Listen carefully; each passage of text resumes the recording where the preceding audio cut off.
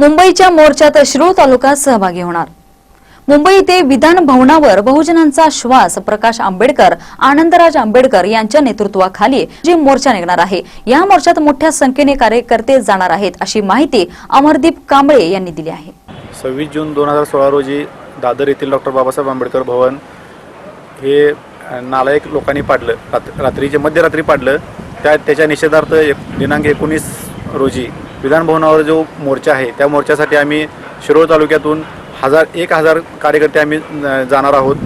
मी पश्चिम महाराष्ट्र अध्यक्ष अमरदीप कांबळे याचं नेतृत्व करत आहे आणि जे काही याच्यात सामील लोक आहेत ते डॉक्टर बाबासाहेब आंबेडकर भवन पाडण्यात त्यांच्यावर कडक कारवाई करण्यासाठी जो मोर्चा निघणार आहे त्यात आम्ही उत्स्फूर्तपणे सहभागी होत आहोत।